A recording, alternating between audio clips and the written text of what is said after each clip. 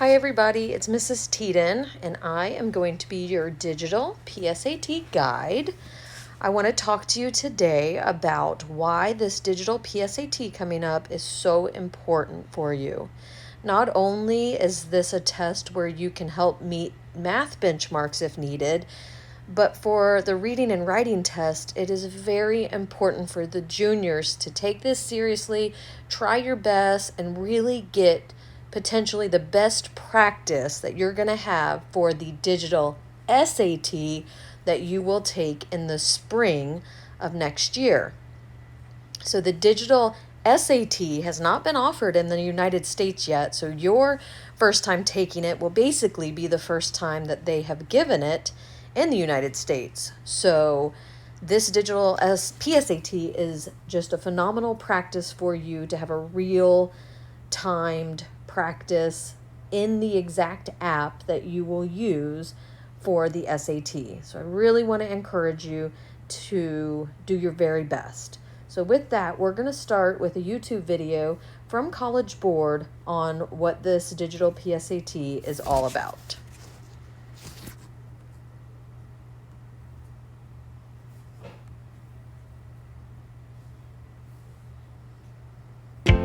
Get ready for the digital PSAT and MSQT. Here's how it'll work. Before test day, sign into the Blue Book exam app and head to the Practice and Prepare section. You can explore the tools and features of the app and try a few sample questions in the test preview, or take a full-length practice test. Your school will tell you if you're going to test with your own device or a school-managed device. Either way, make sure your device is fully charged. It'll need to stay on for roughly 3 hours. If you're bringing your own device, we recommend you bring a power cord or portable charger. You'll also need a pencil or pen. Scratch paper will be provided.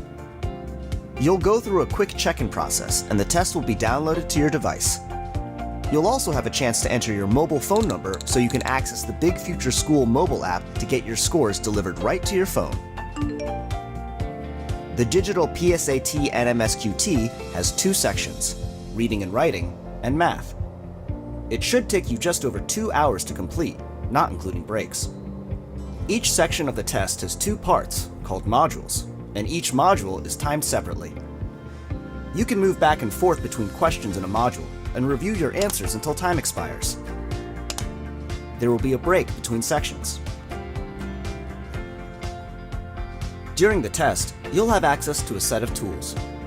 On all math questions, you'll find a reference sheet and a calculator. You can also bring an approved calculator. Use the annotation tool to highlight text or leave yourself a note. On multiple choice questions, if you think an answer option is wrong, you can cross it out.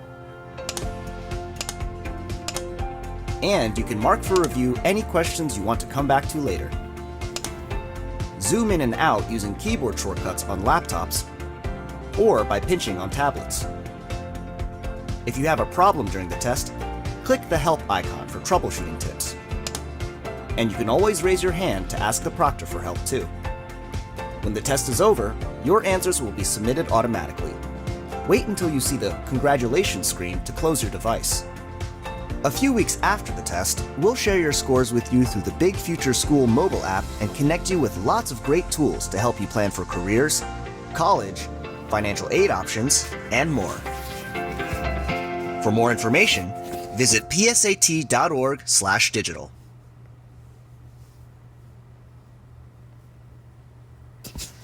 All right, so as you can see, this is very different than what you're used to with taking the paper PSAT or SAT if you've already taken it.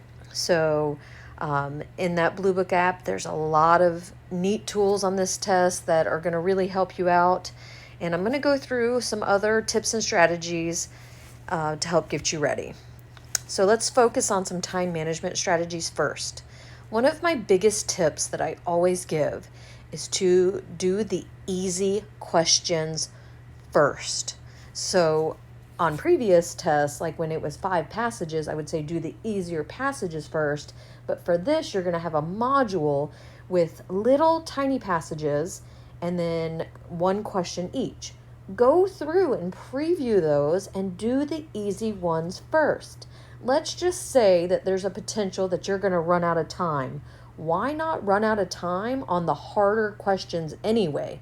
Get those points, get those easy questions right, and then go back and do the harder questions after you have built your confidence and you've gotten some correct. Second, make predictions. So as you read a question, if possible, try to think of the answer yourself and see if those choices match what you think it is already, and trust your gut when you do that. Third, use the process of elimination.